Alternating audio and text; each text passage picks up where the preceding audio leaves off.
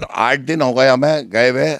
इस बीच में हमने काफ़ी वकीलों से मिले, सलमान खुर्शीद जी से मिले और क्या कहते हैं प्रशांत भूषण जी से मिले।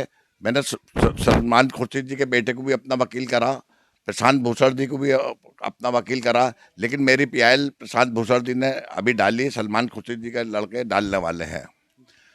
और मैं सबसे बड़ी बात तो एक प्रशांत भूषण जी का शुक्रिया अदा करता हूँ इसमें।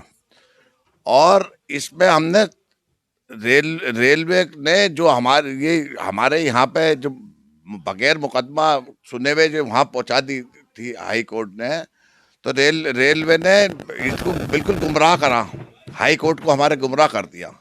और गुमराह करने के बाद ये 31 एकड़ जमीन, पहले तो 31 एकड़ जमीन मांगते थे ये 2006 में। जब हमने इनसे कहा 31 एकड़ जमीन में आप काबिज हो, तो इन्होंने 31 एकड़ जमीन के कागज ही नहीं दिखाए। इन्होंने गजट हमारे पास तो ज़्यादा जमीन अलॉट हुई है। और इसमें रेलवे भ्रम में है, इसमें रेलवे भ्रम में है। वो क्यों? रेलवे चाहती है, रेलवे को 1942 के अंदर ये रेल लाइन हमारी 1902 में चालू हुई थी। जब ये 1902 में रेलवे लाइन चालू हुई और 1942 तक सुचारू रूप से चलती रही।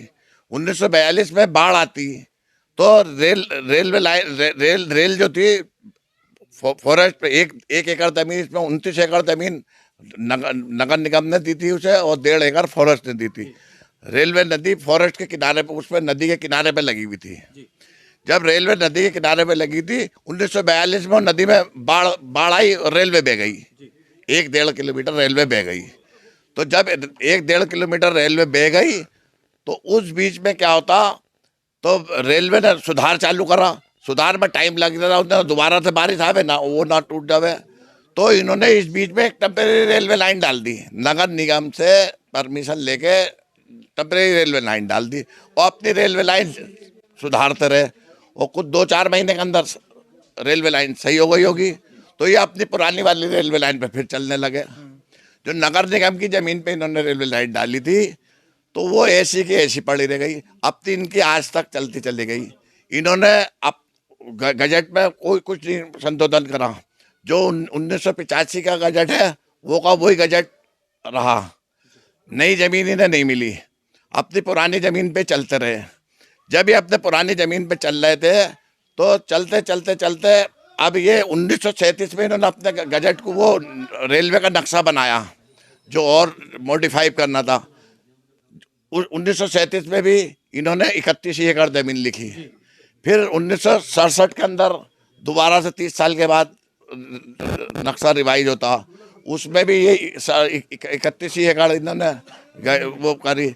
और उसके बाद 1994 के अंदर इन्होंने रेलवे लाइन का काम, मैं ठेकेदार था, रेलवे लाइन का काम मुझे दिया। अच्छा, उस समय आप रेलवे के ठेकेदार थे। मैं इसलिए इसके बारे में ज़्यादा जानता हूँ। जब इन्होंने ठेका दिया तो इस बीच में रेलवे की जब हम वो हदबंदी कर रहे थे तो डीएफओ ने हमें उठा के बंद कर दिया। कह लगा यार यहाँ पे तो ये रेलवे की फॉरेस्ट की जगह, तो यहाँ गया तो मैं वो लाया, हम पुराना नक्शा निकाल के लाए। वो अल्लाह ताला को कराना था और अल्लाह ताला को मुझे उसमें डालना था। मैं नेता नहीं हूँ। मुझे उन्होंने वो लाए और उन्होंने कहा भाई यहाँ पे ये पिलर काट दो। मैंने जो रेलवे की पुरानी रेलवे लाइन है जो आज गोला नदी के अंदर है, हाईवे से पल्ली तरफ, वहाँ चलती थी हमारी रेलवे लाइन। वहाँ पे अपना लेके जो इनकी 65 फीट जो मिली हुई ये, जब इन्होंने वो करा, तो जब इन्होंने रेलवे लाइन को वो करते रहे तो वो इनका हमें पता लग गया भाई रेलवे की यहाँ तक है। अब जब ये 2006 के अंदर जब ये वो होता तो मैंने कहा भाई ये तो रेलवे की ज़मीन ही नहीं है। और फिर मैंने इस बात पे लेके अपना पक्ष रखा और मैं सुप्रीम कोर्ट में गया। सुप्रीम कोर्ट ने कहा रेलवे अपनी पैमाइश करे और वो करे। इन्होंने आज तक पैमाइश नहीं करी। ये बात कब की है? 2006 की। 2006 इन्होंने पैमाइश नहीं करी, बेवकूफ़ बनाते चले गए। ठीक है, कोई बात नहीं। अब दोबारा से इन्होंने फिर ये वाला नाटकबाजी चालू कर दी। रेलवे के दिमाग में ये है, ये जो 1942 में हमने टेम्परेरी लाइन डाली थी, जो आधी ये उखाड़ के ले गए और आधी वो करके गए, तो प्रशासन और रेलवे उसको अपनी रेलवे लाइन की जगह बताता।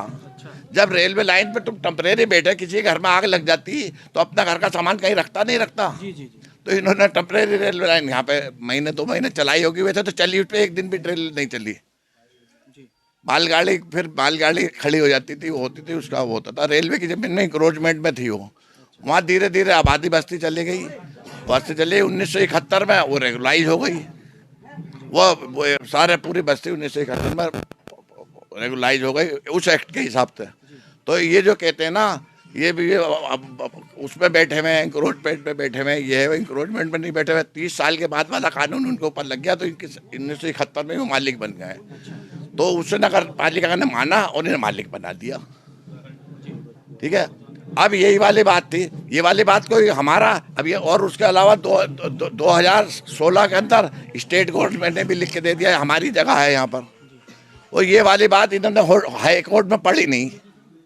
ये पढ़ते हैं तो रेलवे वालों से कहते हैं भाई ये तो स्टेट गवर्नमेंट की जगह है। तो स्टेट गवर्नमेंट ने नहीं पढ़े, ना हमारे काउंसिल ने, स्टेट गवर्नमेंट के काउंसिल ने पढ़ी। ये सारी बात हम सुप्रीम कोर्ट में कह रहे हैं। हम इस बात को जब हम ये सारी बातें दिखाएंगे तो इनका पैर उसके नीचे से पानी हो जाएगा। और इनके अंदर गजट की हमने कॉपी है हमारे पास, 1945 की 1242 नंबर का गजट है, RWO इलाहाबाद का गजट है, वो निकलवा लें। उसमें एक रत्ती का भी फर्क आवे तो जो कह मैं 13 मीटर नदी की 13 मीटर इधर की साइड में और 11 मीटर वो 9 मीटर नदी की साइड में, ये लाल कुएं से इधर को होती हुई चली गई, ये इनकी रेलवे लाइन। अब हमें इसके ऊपर मेहनत करनी है, अब हमें मेहनत करती है। हम ये सारे रेलवे वालों से और इनसे आवाम से कहना चाहता हूँ, इनसे मेरी अल्लाह के वास्ते गुजारिश है, एक आदमी को चुन लो, जिसे भी चुनना। हमने इन्होंने देख लिया होगा सब लोगों ने वो हसर, हर आदमी जो जा रहा था दिल्ली भी जा रहा था ना, अपने लिए जा रहा था, अपनी जमीन बचाने के लिए जा रहा था, अपने लिए जा रहा था। वकील भी जो कर रहा था, ऐसा वाला वकील कर रहा था, कह रहा था हमारी झोंपड़ी यहाँ है, तो ये बच जावे। अरे तुम्हारी झोंपड़ी भी तो बच्ची बचाइए, दूसरों की बचाओ, दूसरे की बचाओ, वो होती। और फिर एक दूसरे की टांग खिंचाई। वहाँ अब हम वहाँ दिल्ली में थे, वहाँ कांग्रेस के जो हमारे छोटा भतीजा विधायक है, वो हमसे मिलने नहीं आ रहा। अरे वहाँ हिंदू कांग्रेस वर्सेस और चीज़ हो गई। अरे भैया मैं तो सारी पार्टियों की तरफ से हूँ, मैं समाजवादी का भी हूँ, कांग्रेस का भी हूँ, बीजेपी का भी हूँ, सबका नेता हूँ, और मैं तो आवाम के लिए काम कर रहा हूँ। मुझसे दूर जाओगे तो उससे क्या फ़ायदा। मेरा एक सवाल आपसे ही रहेगा कि जैसे 7 फरवरी का सुप्रीम कोर्ट ने आपको समय दिया है, अब उस बीच में आपकी क्या रूपरेखा रहेगी, किस तरीके से आप आगे चलेंगे? उस रूपरेखा ये करेंगे, अभी हम माननीय राजनाथ सिंह जी के पास जाएंगे, माननीय उसके ये तुम्हारा क्या कहते हैं अमित शाह जी के पास जाएंगे, और हृदय कुमार जी से टाइम लेके, और अमित शाह जी से हम टाइम लेने की कोशिश कर रहे हैं। और 2-4 लोग मेरे बीजेपी संघ कार्य, वो जो अकबर रोड पे, 2 अकबर रोड में जान पहचान के मेरे लोग हैं, काफ़ी अच्छे बीजेपी के, वो उनसे मिलके मैं इनमें से किसी को टाइम ले लूँगा। ये मुझे पता है किससे मिलके मुझे टाइम लेना है, और मैं टाइम ले लूँगा और उनसे ही रिक्वेस्ट करूँगा, क्योंकि देखिए रेलवे की ज़मीन नहीं है और दूसरे की ज़मीन है। इसमें हिंदू भी जा रहा है, मुसलमान भी जा रहा है, सब लोग पिस रहे हैं। और इन लोगों तो ये तो बेचारे वोटों के चक्कर में पिसेंगे, इससे क्या फ़ायदा। और इसमें हमारे हिंदू भाइयों ने भी हमें पूरा सहयोग दिया, और वहाँ हिंदू भी मुसलमान सभी लोग है रहते हैं वहाँ पे, कोई एक आदमी के तो नहीं पूरी बस्ती भाई, वो थोड़े कम है, हम थोड़े ज़्यादा हैं। वहाँ मंदिर भी है, हम यहाँ मस्जिद भी हैं, सबों का वो होता। और वो पक्की बस्ती है सबसे बड़ी बात। और रेलवे का रहा, रेलवे को बड़ा करने की बात है कि रेलवे के बड़ा करने के लिए जो रेलवे की खोई हुई ज़मीन है वो मैं ढूंढवा देता हूँ ना, और उसके लिए मैं एक एप्लीकेशन दूंगा, कहूँगा दोबारा से पैमाइश हो जावे, जो जहाँ पे और जहाँ इनकी 10 एकड़ ज़मीन जो भाई बेई भी पड़ी हुई ना, वो मैं ढूंढवा दूंगा, उसमें बड़े से बड़ा कारखाना लगा लें, वो मैं ढूंढने के लिए रेलवे की मदद कर दूंगा। और रेलवे इस पे भी नहीं माने, वापस लेने के ऊपर नहीं मानी, तो ये मेरी गारंटी है, मेरा चाहे कुछ भी हो जाए, कोई मुझसे बुरा माने भला माने, या चाहे मुझे कुछ भी हो, मैं DRM की रिपोर्ट करूँगा सुप्रीम कोर्ट में। और DRM को मैं अभी 2-4-10 दिन के अंदर अल्टीमेशन देने